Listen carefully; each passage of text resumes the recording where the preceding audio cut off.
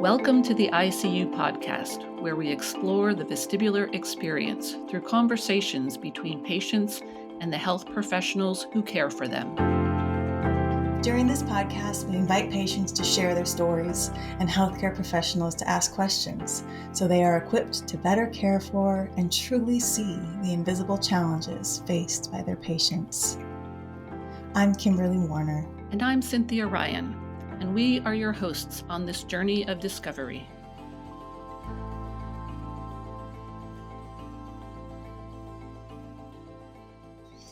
Welcome, everyone, to another episode of the ICU podcast. I'm Cynthia Ryan here with Kimberly Warner, your hosts, and we are excited today to talk to Alicia Wolf and Jessica Lieffers about diet and nutrition in managing vestibular disorders. I want to pause before we get started and just let everybody know I have a personal announcement. I am a new mother of two kitties.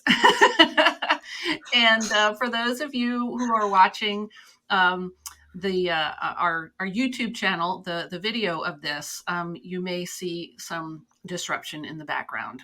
And I apologize in advance. So, but I will, if they do come, I will introduce them all to you. So anyway, let me tell you a little bit about what we're going to do today.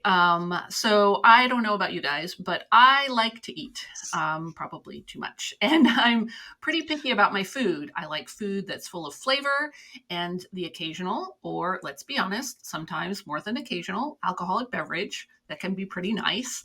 However, for many people with vestibular disorders, and in particular Meniere's disease and vestibular migraine, what they eat can trigger dizziness, vertigo, nausea, and other symptoms. The good news is that certain dietary modifications can help you manage your symptoms.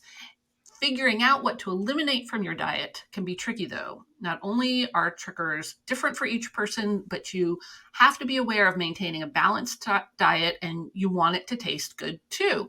So today, we're talking to Alicia Wolf, otherwise known as the Dizzy Cook, about the role diet and nutrition play in managing her vestibular symptoms, and Jessica Lieffers, who is a vestibular patient as well, and also a registered dietitian and nutrition researcher.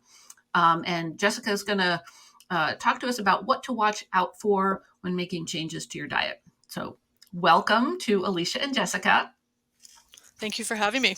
Yes. Let me tell you guys a little bit about Jessica. So Jessica is a registered dietitian and associate professor of nutrition and dietetics at the University of Saskatchewan in Saskatoon, Canada. That's fun to say.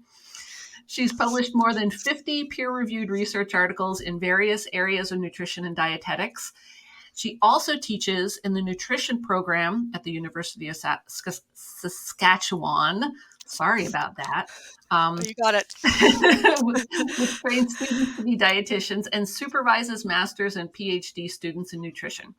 She's on the board of editors for the Journal of the Academy of Nutrition and Dietetics here in the U.S. Jessica's been living with a vestibular disorder since 2018, and she brings both her professional and patient experience to this podcast. Kimberly, I'll pass it off to you. Okay. Welcome, Jessica. We're so happy to have you here. And thank you for having me. Yeah. And welcome, Alicia. This is going to be such an amazing conversation. Most of you already know about Alicia Wolf, the incredible Dizzy Cook. She is a cookbook author, obviously, recipe developer, and vestibular migraine advocate. She was diagnosed with chronic vestibular migraine in 2016, originally a self-taught chef. She honed her skills by attending culinary immersion programs in Dallas, Texas, and France, which is amazing. Her first cookbook, The Dizzy Cook, was published February 2020 and has been considered an Amazon bestseller in the pain management category. Her new cookbook, The Mediterranean Migraine Diet, a science-based roadmap to controlling symptoms and transforming brain health, was created in partnership with her neurologist, Dr. Shinbei. Both books are available almost everywhere books are sold. I have both of them and I use them all the time. My hands down favorite recipe is the enchilada with the tomatillo green salsa. It's a winner. So anyway, we are so happy to have you guys here. Thank you, Alicia, too, for joining us with your childcare duties 24/7. Thank you. I'm happy to Alicia, be why here. don't we just begin? A lot of people know about you, but some don't. So can you tell us a little bit about your vestibular history and how you discovered that managing your diet improved those symptoms, and maybe touch on the elimination diet too? Yeah, so I was diagnosed, I think I'm coming up on 8 years, with chronic vestibular migraine. And now we probably think I had an element of triple PD in with that as well. But back then it wasn't being diagnosed as often. And I was diagnosed after about 7 months of just feeling totally dizzy, unstable. I felt like I was walking on marshmallows, or that I was moving when I wasn't. I had periods of vertigo as I went without treatment. A lot of the doctors just kind of brushed me off, and they kept giving me steroids and telling me I would feel better eventually, and I never did.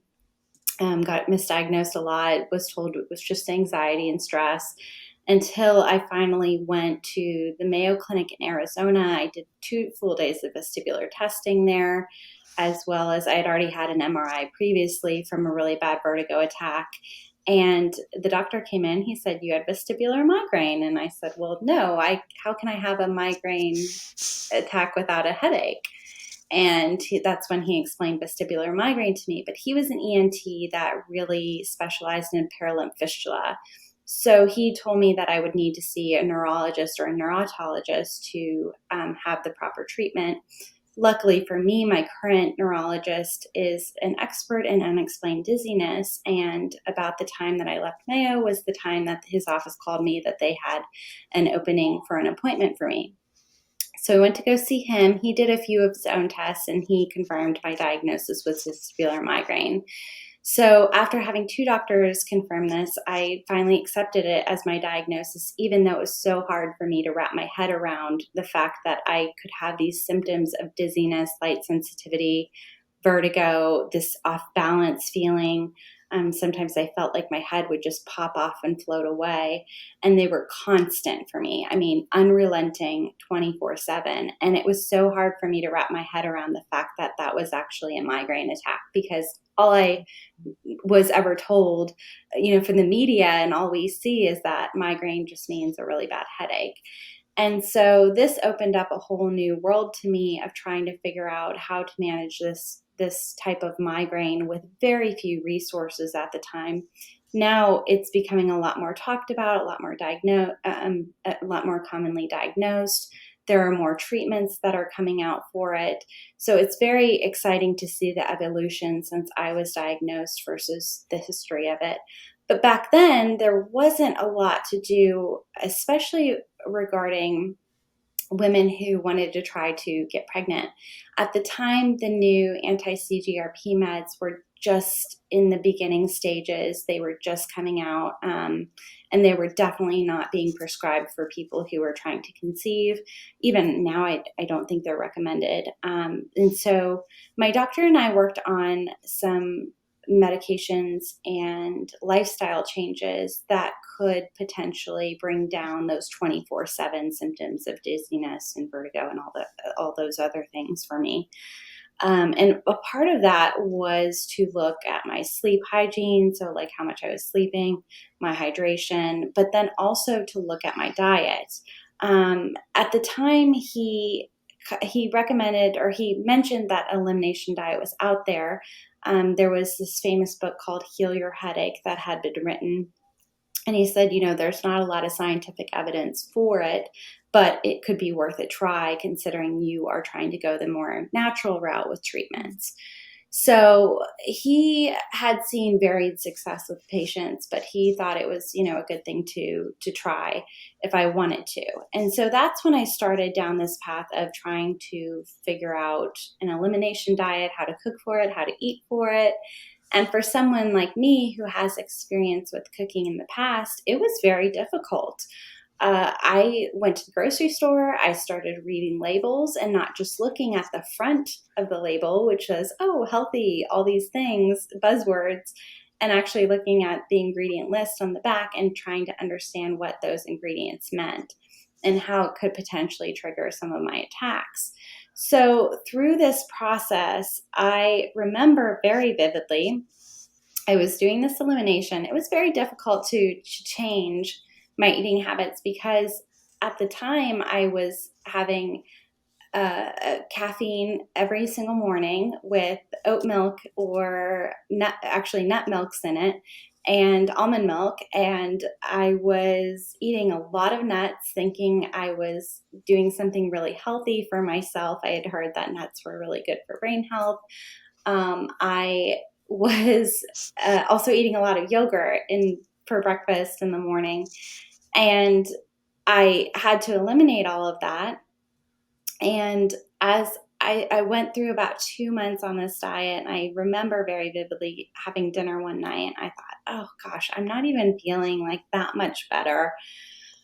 I'm just going to try yogurt with my dinner and see how that goes.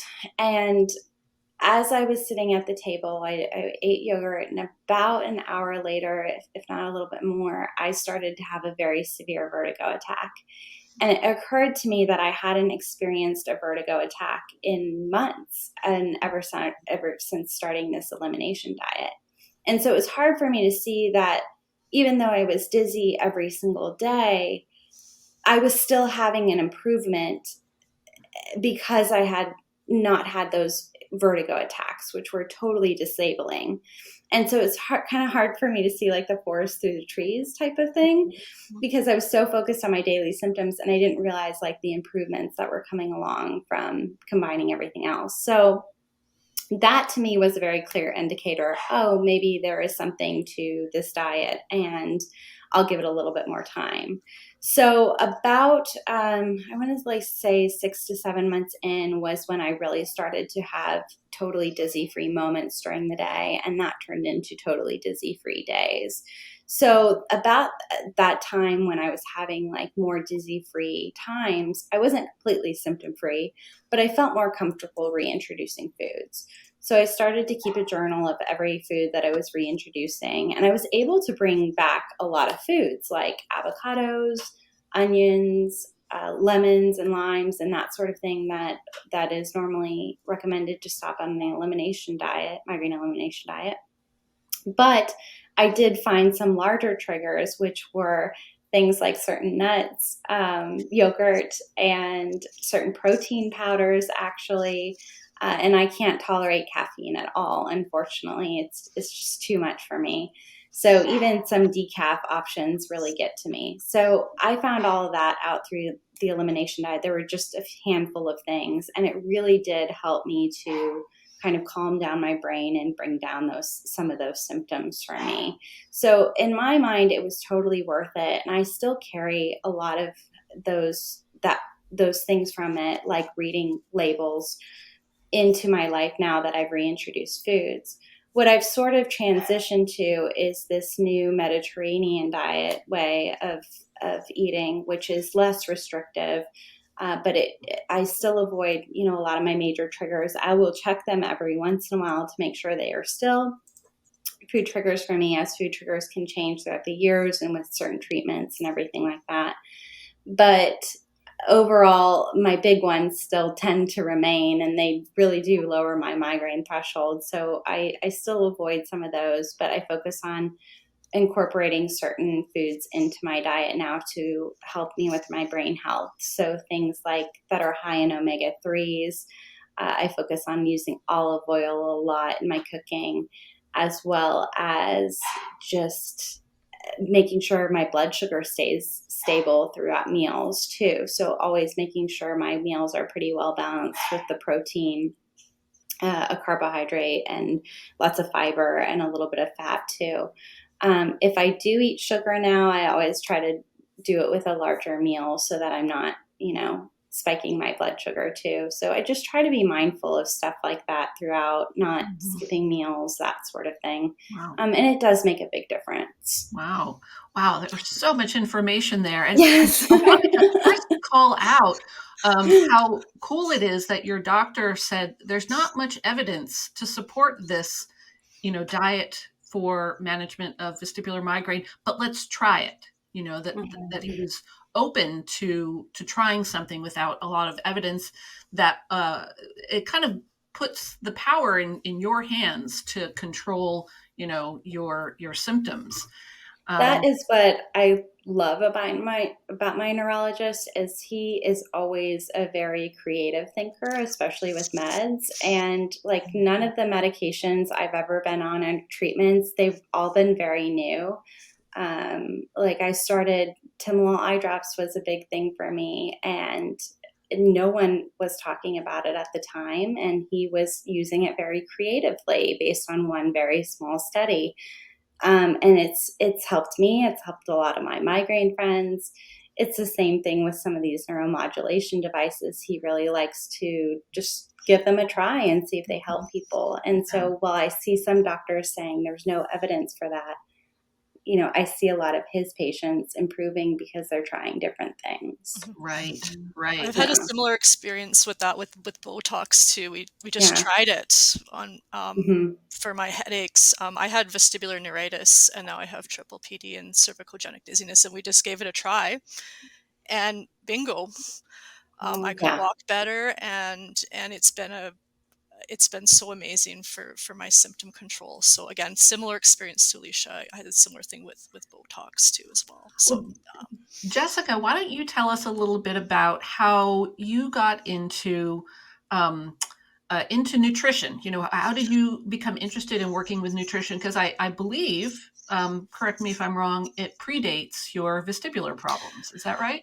Yeah, it does. So I've been a dietitian since I think it's 2007. I was a dietitian. So I didn't know what I wanted to do in my undergraduate degree. I was like, I want to do science and health, something in that area. And I took an undergraduate first year nutrition course, and I was hooked on it. I loved the science of it. I loved learning about how all the foods we eat contain different nutrients, and how those nutrients have different impacts across our body too as well. It was very practical information that I could incorporate into my own life, and I just loved learning about food and nutrition. And I also really loved the different practice areas that dietitians can work in too. So some of them will work in hospitals with inpatients, or they might work with outpatients. But some of your listeners may not know, dietitians also manage food service operations too as well. So big hospital food service operations, they do that too. And they also work in the community and public health too, trying to help optimize the nutrition of groups of people as well too. So, and then they also do research as well. So I just love the diversity of the career and all the different things you could do with it. It was really, really fun. So I took that one course, and I knew right away that I wanted to do nutrition. So that was how I got into it. So I've been a dietitian for many years. I don't do one-on-one counseling with patients. I am focused in a research and academic practice. So I teach undergraduate nutrition students. I supervise graduate students. I also do nutrition research too as well. So I started thinking a little bit about nutrition and vestibular disorders maybe about 18 months ago. After my condition started becoming better managed, I was like, oh, I wonder what's out there. Just kind of my curiosity of it. And I just started doing some searches on it. And I just found out there wasn't a lot out there, but I got quite curious about it, and both from my own experience and also just reading about other people's stories as well too. So it became interesting to me to do that. So that's kind of how I come here today too. Excellent. Thank you. Yeah. I'm really looking forward, Jessica, to hear. I'm assuming early on you probably discovered Alicia's work and how that's been implemented into your life. So I'll save that. But I'm Alicia, since we know you as the Dizzy Cook, some of us would love to hear how that started, because I mean, here you are dizzy already, and then you're like, oh, I'm going to write a book. How did that start?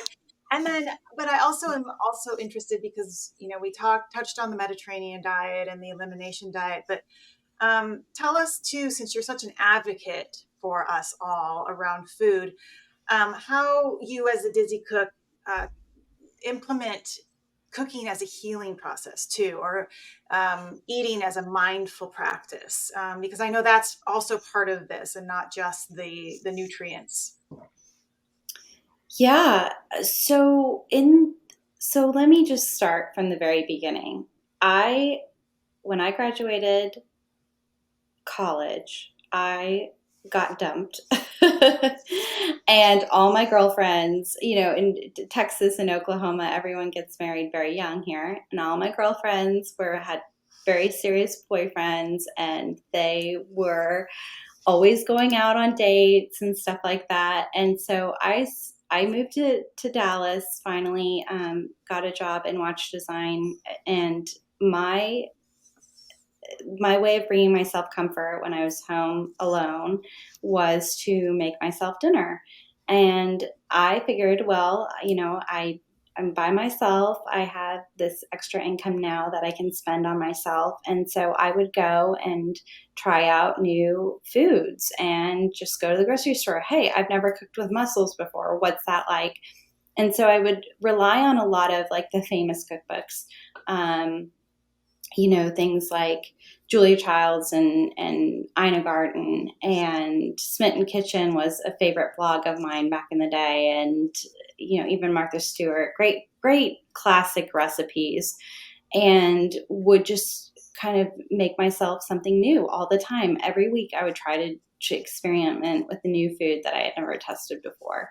And so that's how I got exposed to cooking with a wide variety of foods. And okay, I like the flavor of this. I don't like the flavor of this. I know how to cook this best. This is the way I like it cooked best.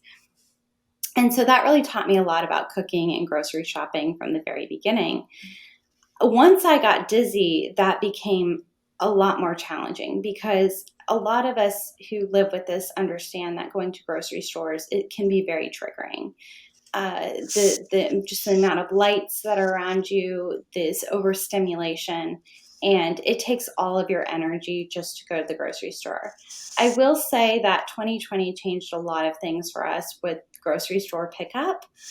That's something that I wish I would have had back in the day. And I think it's really been amazing for a lot of people with chronic illness. I've used that too as well. It's yes. The only thing I hate is they never pick out the best produce. And so I hate that. You get but, random substitution as well from other things that you don't quite want that. But yes, substitutions. Yeah. I'm like, what were you thinking? But I found that helpful too, especially when I was really, really dizzy. It was wonderful having someone come to my door with groceries. I absolutely agree. Yeah. I mean, I think that has made the cooking process a lot easier in the long run. It was something I had to learn how to do again. And so when I lost my job, I kind of lost who I was as a person. All I was identifying with was this like sick, dizzy person who couldn't be the same person that she was before. And so the one thing I tried to do every day, and I worked on this with a therapist, she asked me to write a list of all the things that I enjoyed to do in life, and cooking was a top one. And so it was something I tried to focus on, something that brought me joy every single day. And so if you're sitting there fighting with insurance companies all day, trying to get into doctors, trying to manage, get on their cancellation list, I mean, it's exhausting. And so the one thing that I did for myself was try to make a meal, go back to what I did before, after college and everything, when I was feeling very lonely, which was make myself a meal that I hadn't tried before, which in this case was using these migraine-friendly ingredients. So how would I make my favorite recipes, but make them work for this new diet? And so I spent a lot of time on my stool, which I recommend for everyone with a vestibular disorder who's trying to cook. I always started the dinner with a mocktail, even if it's just like sparkling water with fruit or something like that in a wine glass, just because that made it kind of set the tone. Like, okay, this is going to be a relaxing event. This is not going to be me stressing, just trying to get dinner on the table. And so when I thought of it like that, and I planned out more time in my day to really go through the process and put on music and enjoy it, it became very much a comforting experience for me. And it made me feel like I could reclaim my life a little bit, because I knew, for the most part, if I put these ingredients together, I would have a delicious meal at the end of the day. And there weren't all these unknowns like there is with migraine treatment. Like, you think you should try these meds and they'll work and they'll just make all your symptoms go away. But that often doesn't work for us. Whereas with ingredients and a good recipe, you can put all those things together and chances are it's going to turn out really good for you. So that's how I loved to approach it. And it really became more of a mindful practice for me rather than a stressful thing. Now, of course, there are some days where you feel so sick. And that's when I kind of like lean on to meals that are really good for freezing or meals that you can prep ahead. But trying to plan out meals for at least like 5 days, even if I was using leftovers, was really, really helpful for me. And I noticed it made a difference just cooking more at home in the way I felt. As far as like mindful eating, I will say that, you know, that comes kind of after you have to take things like one day at a time. And I'm still learning new things. Like I'm sure Jessica's going to share with us today. I'm currently working with a dietitian myself, but just learning new things about how to get more protein in your diet, things I think we all struggle with, how to balance that blood sugar, that sort of thing. And to start to incorporate that now that I have a good solid foundation of what works for me and what doesn't, trying to focus more on those type of things to fine tune and help me feel a certain way. In my cooking education, a part of me, or a part of what I've done in the past, is go to a culinary intensive program in France. And the reason why I wanted to do that was to not only just learn about new like French cooking techniques, but also to learn about the way that they approach dinner time and gathering their ingredients for food. And it's very much a thoughtful process, like how they go to the market and talk to each of the vendors who are experts in what they do. And they care very much about what they're selling you. You have a cheese guy, you have a lamb guy, you have a guy for strawberries. I mean, there's a guy, you know, who's growing this stuff himself. He very much cares about it. And I think in the US we get so used to places like Costco, and I love Costco, don't get me wrong, but you know, it's always nice to get to know your food on a little more personal level, and it makes it a little more enjoyable to have those things. And you take a little more care in preparing it when you do that, when you spend time preparing it. Alicia, you're making me think of, I'm just realizing, and this was sort of accidental, but like I said at the top of the show, I love your green tomatillo salsa.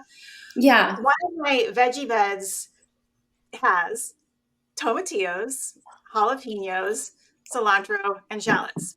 Because I ended up buying so many of those because I would make that salsa like constantly.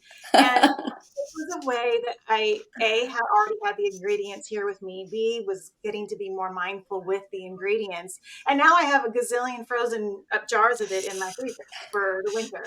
So it's really cool, you know, to even take that mindfulness with food another step and even think, you know, it's not that hard to even grow these ingredients. No. No. So I grow a lot of my own herbs now because I got tired of spending $2 for a little thing of basil. I mean, it does save you a lot of money if you can grow that stuff. There's stuff you're eating. Mindful eating's actually been added to Canada's food guide, even for the overall population, because it's so important for healthy eating. The new food guide focuses on what to eat and how to eat, but part of the how to eat part is the mindful eating piece. So that's really important that I think it's really great. And Alicia, I loved your examples of how you were doing that, and Kimberly too. And it's so good that we're talking about this more, and that it's being more becoming more common in our population. We still need to do it more, but I think it's great that it's starting to become involved in some of our national guidelines now. Yeah, it's so easy to for me, you know, I eat lunch while I'm at my computer, you know, and I know, and I'm not thinking about it, you know, I make a bowl and I eat what's in the bowl instead of, you know, if I'm sitting and being mindful about it, I can stop when I get full.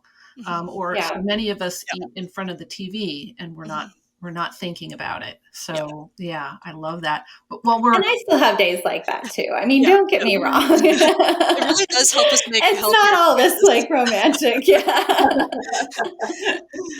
Food's A also few really nights linked. a week. Food's also really linked to quality of life too, as well too. So it can Yeah. really bring us pleasure, connection, enjoyment. It connects us to our culture too, as well. So yeah, being really thinking of food is so important. It's such a central part of our lives, and it can really help us to heal and to be well too. Yeah.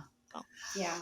Jessica, earlier we were talking about how there's not a lot of literature out there about the role diet plays in managing vestibular symptoms specifically, but we can also expand that to health and other chronic conditions in general. Can you maybe share from your research experience what you know about the about what is known in research about diet and nutrition?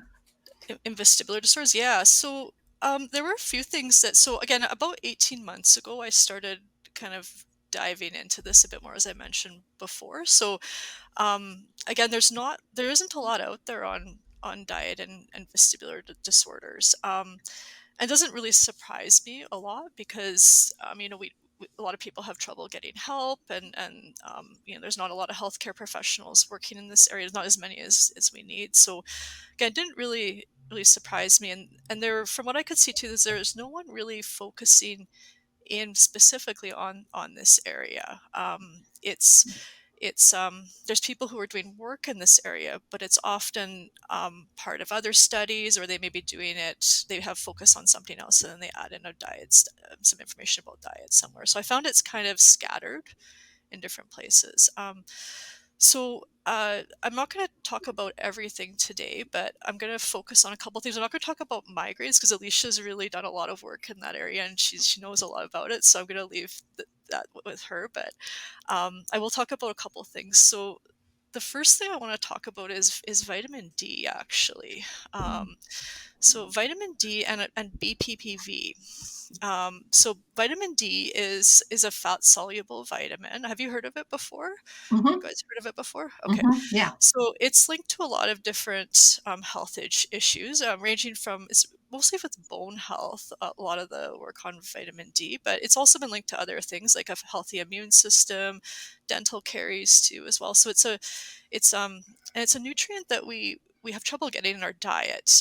It's not in a lot of different foods. It's in sort of fatty fish and egg yolks, and fortified milk is kind of the main sources. It's in a few other places too, but it's not in a lot of different foods. So a lot of people do have to use a supplement to get it, but it has been, when you type in kind of diet and vestibular disorders or diet and dizziness, that's like probably the top thing that comes up. I don't know if you've seen that before in any of your other I have, searches. Yeah. So, especially with BPPV, I was yeah. surprised to see that. Mm-hmm, Yeah. mm-hmm. And I think it's because what they're saying is it may be linked to low vitamin D levels in the blood, and also to it's also especially been linked to recurrence of BPPV too, from what I could see. And some studies have found that vitamin D supplements can actually maybe be beneficial for some people with low vitamin D levels too. And vitamin D is really important for calcium regulation, and the otoconia, or the crystals, are made out of calcium. So that's why there's that link there between those two. So I think for people who have BPPV, or especially recurrent, and they may be worried about their vitamin D levels, it's something you can get your doctor to check really easily too, as well. And it is something that can be corrected with supplements. But again, it's something to talk to your doctor about too, as well. So that was sort of the first thing I wanted to talk about there with research. Again, I can't talk about everything, but that was something. Yeah. Again, vitamin D's gotten a lot of press lately too. It's kind of the sunshine vitamin. But again, we know that too much sun exposure isn't a good thing, so that's why we have to go with supplements oftentimes too, or foods. But again, it's not in a lot of different food sources. Eggs also contain some vitamin D as well too. Okay. All right. So any questions about that? Or No. Okay. I know. Go ahead, Kimberly. Oh, well, I was just going to say it's really important for migraine as well to have good levels of vitamin D. So we did a blood test for myself Mm-hmm. before knowing what to prescribe, because I think a lot of patients just go out and they think, oh, I need to get vitamin D, but often you don't know if you're low or if you know, there is such a thing as taking too much too. Exactly. So that's an important blood test to get. I just want to talk about that too much piece, Alicia, too. That was really glad you brought that up. So anytime you take anytime anyone takes supplements, and this is just something to think about, each nutrient that we have available and that we need has different, we call the dietary reference intake. So those are the amounts that are needed for sort of general health, and they have different, those are sort of our benchmarks of what we want to consume. So there's two couple of things I want to talk about there. With every nutrient, there's usually a recommended dietary allowance, and that's an amount that's needed to meet 97 to 98% of the needs of the population, or the adequate intake. If there's not enough data to calculate a recommended dietary allowance, then they use the adequate intake, which is sort of the amount that the general healthy population in that age and sex group needs. And then every nutrient also has a tolerable upper intake level too, as well. And so, and that's that's the maximum level where there's not going to be any harm with taking that nutrient. So if you start going above that tolerable upper intake level for different nutrients, there's a potential for harm as well too. And this becomes really important when you're taking supplements as well too. So again, making sure that if you are going to take supplements, it's always important to talk to a doctor or a dietitian about it.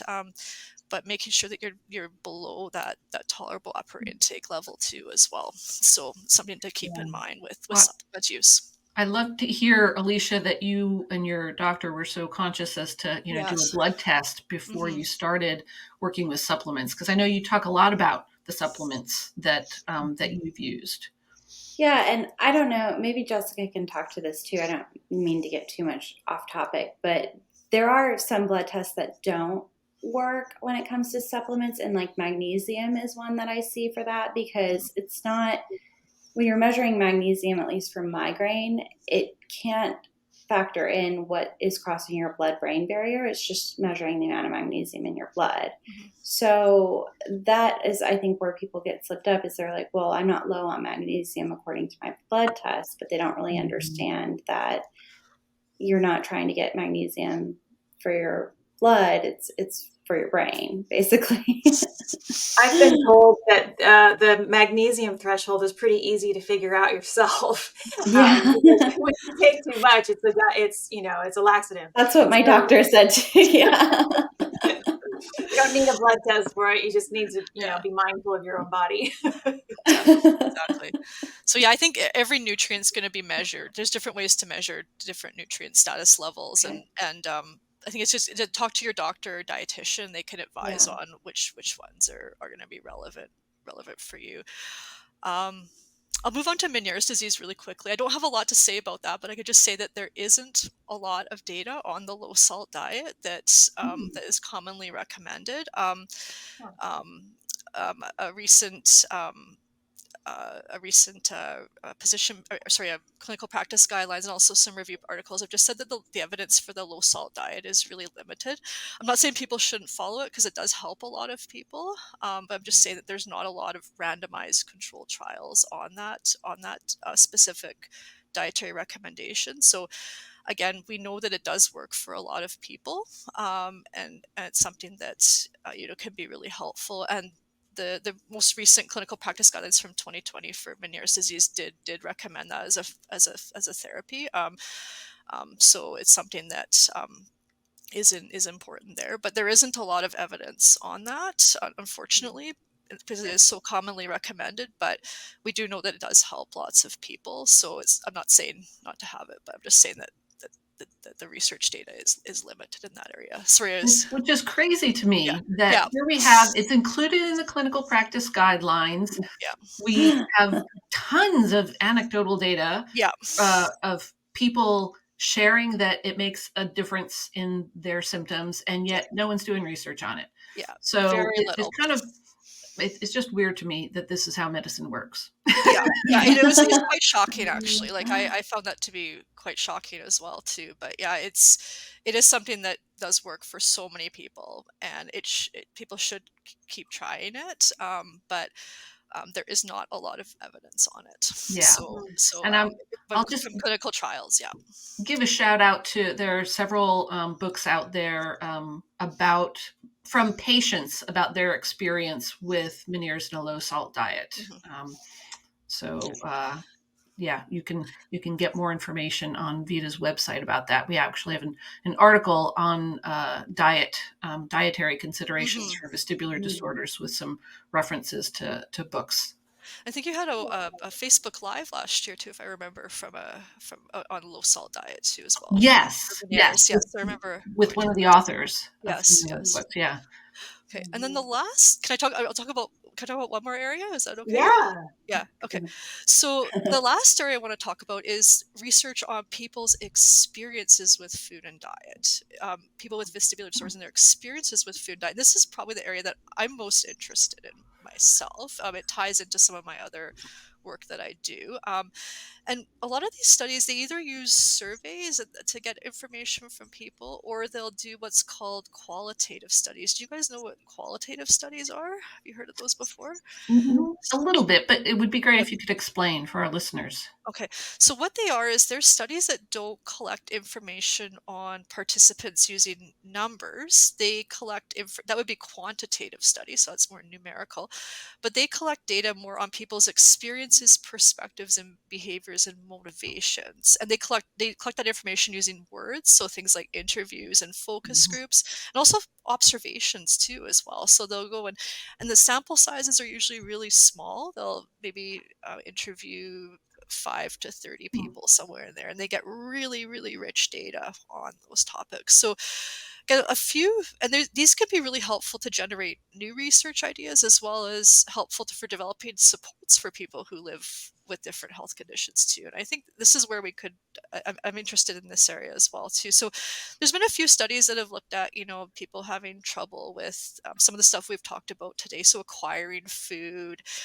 food preparation activities, shopping difficulties. There's been a little bit on that, but nothing that's focused on food. It's all been kind of dabbled in other studies too. So there's been a little bit on that, and challenges also with social activities too as well. So eating in restaurants too. I know I've been overstimulated in many restaurants before. Alicia, you probably have been too as well. So, and then another part of some of this work is that I found really interesting was that I found 4 articles that said that more than 50% of their, and these ones use surveys, but they had more than 50% of their survey respondents said that they either did diet changes or received a diet intervention to manage their vestibular disorder, which I think as a dietitian, this really interested me a lot, that there's so many people who are using this tool to do that. And we don't really know a lot about people's experiences using diet. We have Alicia, you've done a lot of, you've shared your story so well, and I think a lot of people have really, really learned from it. But I know there's lots of other stories too that people would have as well about making those diet changes. And I think that's something that I think we're missing in our literature. I think that could really help us develop some better supports too as well. So I can give you lots of feedback from my DMs if you I hear it all. Yeah. But we need to I think we need to start and that's great. Yeah, I know there's lots of stories out there, but I think getting them out there in the peer-reviewed literature is really important too as well. Yeah. So, yeah. Well, I love that, we have research that is patient focused. That's great to hear. Yeah. So, on this similar topic, we were talking about supplements. And Alicia, I know you talk about supplements a lot in your blog, and also gut health. Do you want to kind of dive into that a little bit? Yeah. So let's start with the supplements. So I initially got a sheet of supplements to try from my neurologist, like I think a lot of us do. Like, here, take these. And it will, let me know how you are in 6 months. The thing about what they recommend is they are doing it based on research studies. And so I found out that magnesium oxide was often being recommended because that was the type used in migraine studies.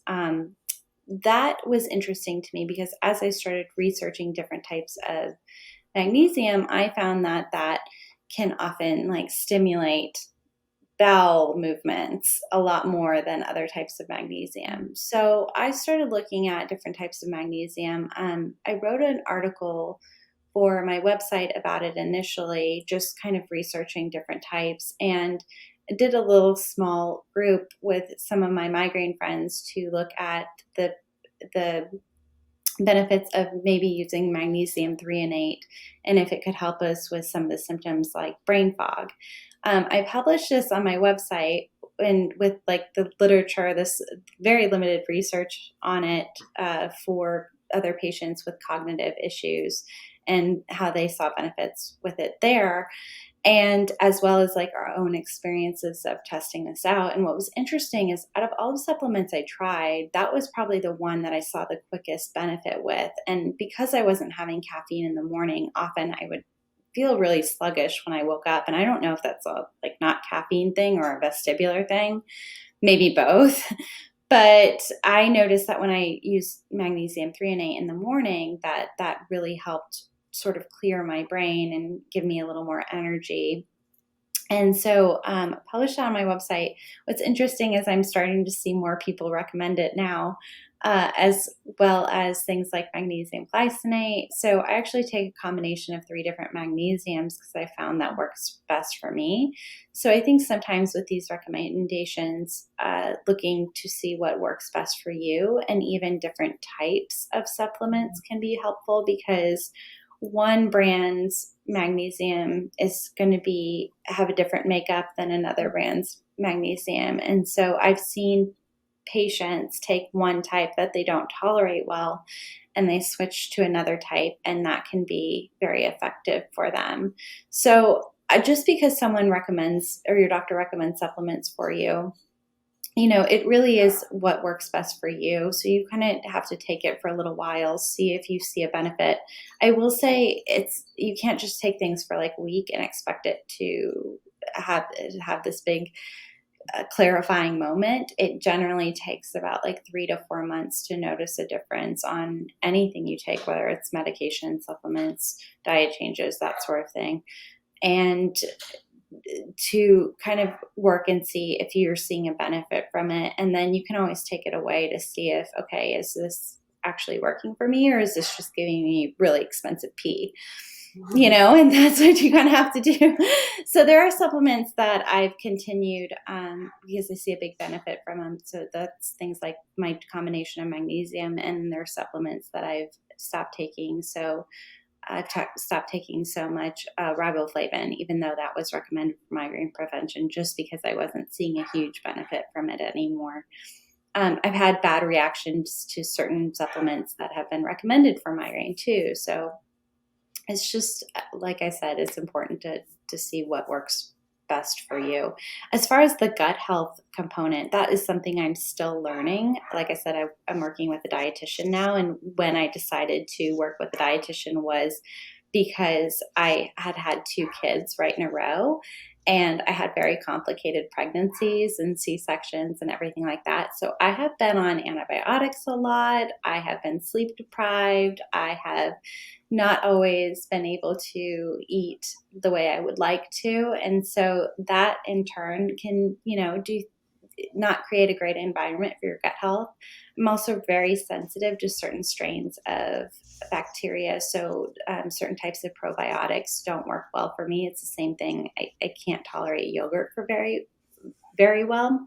So we're kind of looking into that. And I'm trying to figure out what tests I actually need and what tests are a little woo for me and that I don't want to spend that kind of money on. So going down that route has been very interesting. But I know at the heart of it is eating a very varied diet can be very important. Yeah. Can I I can jump tell in there? Jessica's excited. Yeah, can I jump in there a bit with this? Yeah. So, yeah, I mean, the gut microbiome is not my focus of any of my research, but I know a little bit about it. And I can. So it's there's been an explosion of interest in this in the past like 10 to 20 years. It's burst, and I will say information on this topic changes daily. So even I don't even like reading papers from a couple of years ago on this because I don't know if it's even relevant anymore. So basically our gut microbiome is made up of trillions of bacteria in our GI tract, especially in our lower GI tract. And it's been linked to a lot of different health issues, including mental health issues. So depression's come up, gastrointestinal health, cardiovascular health, diabetes, so much more. So, and the effects from the gut microbiome can happen through a lot of different kinds of pathways in the body. So just knowing that, and we're learning more about this every single day. I wouldn't be surprised, and again, that there might be a link, eventually discover a link to vestibular disorders too, as well at some point. I don't think we've got any research on that yet, or not much, but I wouldn't be surprised. That's a pure speculation for me. There is a great book by Ed Young called "I Contain Multitudes." Did you read that one, Jessica? No, I haven't read that book. No. Well, it's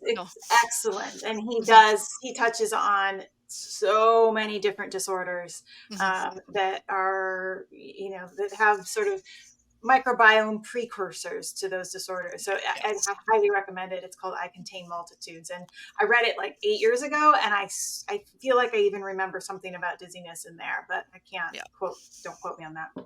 Yeah, no, it changes so much. It's a really, really hot area right now. And the big thing with the gut microbiome, Alicia, maybe you've heard this from your dietitian too, is fiber is really, really important, and getting a variety of fibers. So we want kind of a lot of diverse fibers because the bacteria feed on the fiber and they digest it. They produce what's called short chain fatty acids, and those have a lot of different effects in the body. So basically eating lots of different kinds of fiber, which is found in plant-based foods. And we know that a lot of just the general public doesn't get enough fiber anyways. So this is something that is really important. Fiber is found in whole grains, vegetables and fruits, legumes, nuts and seeds as well too. So those are some sources of fiber too. So yeah, the gut microbiome is a really, really hot area right now. Well, I know I'm jumping around here a little bit, but you just mentioned whole grains and whole foods. Can you talk a little bit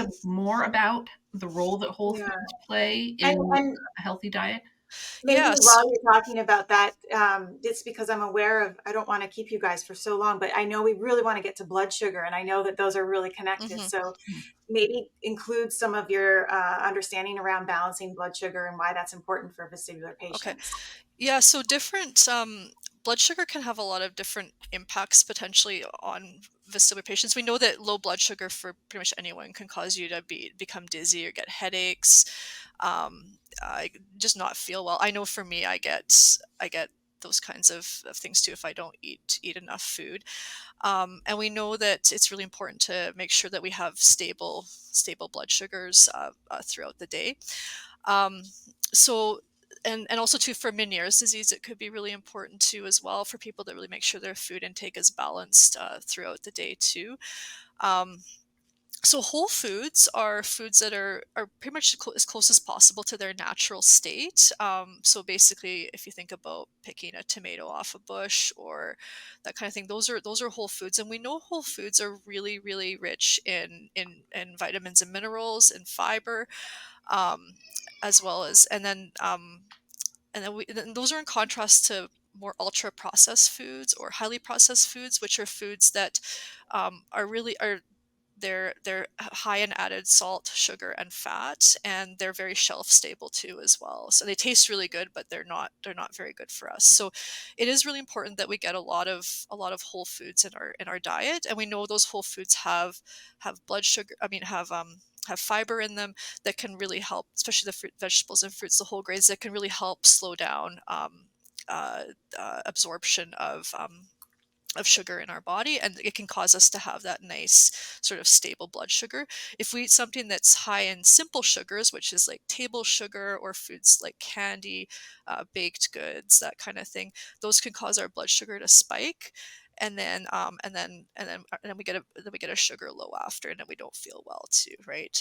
So those are things that we want to avoid. So some things to help balance our blood sugar is to make sure that we eat breakfast. That's a really important recommendation for balancing blood sugar, getting off to a good start in the day, and this can help regulate your blood sugar throughout the day as well too. Focusing on complex carbohydrates, so those foods that are in a lot of those whole foods, or those foods that are minimally processed. So vegetables and fruits, whole grains, legumes, that kind of thing. Those are foods that can help. They take longer to digest because the sugar molecules in them are in big strands, and so the body takes a long time to digest those, and those can help keep our blood sugar more stable too as well. And those are, again, I mentioned some of the foods. And then the other thing, I just, go ahead. I'm sorry to interrupt. I just No, wanted to share something that I think is kind of funny. no, go ahead. My husband recently told me that popcorn is considered a whole grain. Is that It right? is. Yes, it is. It is. So actually in Canada's previous food guide, popcorn was a whole grain, and they're listed in there. So that is true. So that's a good thing. That's some Cynthia. fun stuff. Yes. So that is a good thing. I mean, sometimes we can add a lot of fat and on Oh top yeah, I of do it, they that. become like a less healthy choice. Yeah. But popcorn itself, yes, popcorn is a whole grain too as well. Um, and then I think too, when the last thing I want to say about balancing blood sugars is to make sure that you eat frequently as well too. So having sort of 3 meals, again, a couple snacks a day too, and then making sure meals have sort of half your plate is vegetables, a quarter of it is a whole grain product or a grain product, and then a quarter protein, and then snacks should be a couple of different food groups. You should have a complex carbohydrate with a protein ideally in it too as well. So those are some things that can be really helpful for balancing blood sugar too. I hope that answers your question. Yeah, Yeah. that's Okay. great. Okay. So, Alicia, let's talk about hypervigilance, because we've just spent an hour talking about, like, do this, try not to do that, consider this, maybe do this. And of course, many of us vestibular patients are perfectionists, and that contributes to the dizziness we've found. So how do you navigate all of this information and still remain chill? I think it's probably best someone who's trying to navigate this herself too. I think it's probably best to focus on one thing at a time. So for me, I what I see a lot of people have an issue with is they're trying to combine different diets when they're trying to do an elimination diet. So I said, okay, if your goal is to find if you have migraine food triggers, then focus on that for now, and then the other stuff you can figure out later. It's the same thing with if you're focusing on, just trying to make small changes, like Jessica said, eat breakfast every day. So that's can be one goal, is just, okay, I'm going to just focus on having breakfast every day. And my breakfast is not going to, just be oats, but it's going to be, I'm going to add an egg to that. Or I'm going to, make this turkey sausage for it to get in some protein in the morning, or add cottage cheese, or whatever works for you. I think making those small changes, and once you get comfortable with that, adding something else in is really an effective way to go about it. Because for me, on the elimination diet initially, it was very overwhelming. And so my first goal was to just try to figure out reading labels and find products I really liked that would help make my cooking easier. So once I had those products down, I could shop very easily. I didn't have to think about it, read labels every time and that sort of thing. I could just go grab what worked well for me and go from there with the recipes. I also think meal planning is a highly effective tool for people with these disorders. So I try to make at least 3 new meals a week. And then incorporate meals that are going to work for other nights of the week too. So those are things like I will do a lot of slow cooker chicken or slow cooker pulled pork. And so I'll use that chicken one night and do tacos with it. And then the next night I'll do a salad with it, or I will put it and, make flautas, or I will use it for a soup or something like that. So I'm getting 2 different dinners with one way of cooking. And so that cuts down a lot on my time cooking. And it also gives me variety too. Which I would imagine well also too. brings the joy too, which it seems like one way to counteract the vigilance is to have joy with it, whatever that looks like, because food should be pleasurable.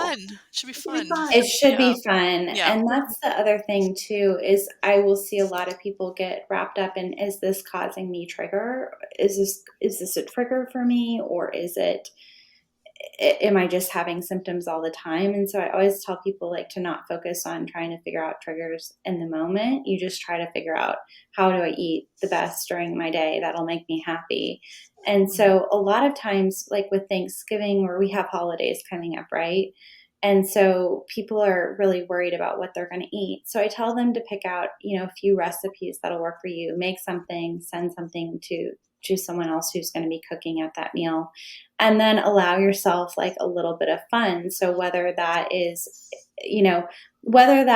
chocolate cake or a high sodium item or something like that, or if it's red wine, that's what your, fun food is, and you enjoy that. And then you are mindful of the other things you're doing. So you have reminds me of the 80-20 rule too. Yes, exactly. So the thing that they often say is, 80% of the time eat healthy, and then kind of splurge on that other 20% or 90-10 or whatever you kind of choose. But you don't want to restrict yourself from not having those fun favorite foods. Right.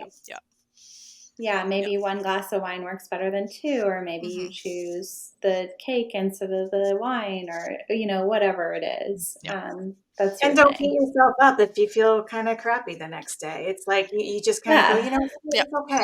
I know these symptoms. It's not cause for freak out. It might happen, and that's okay. So that's what acute meds are for. Yeah.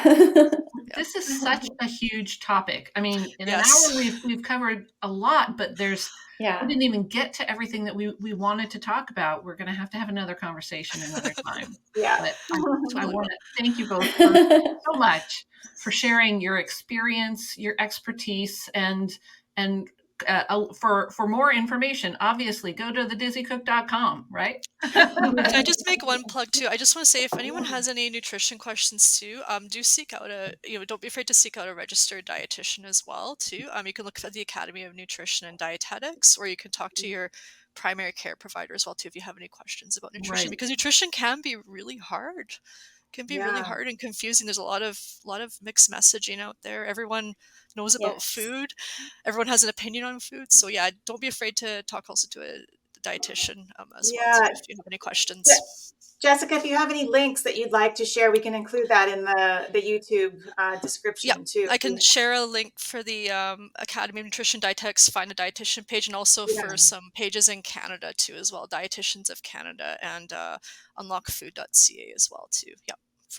And make sure you go to their website too and look at them before to make sure their views kind of align with yours, and because there's a lot of Instagram dietitians out there now who are not the best at advice. It's perfect with a dietitian.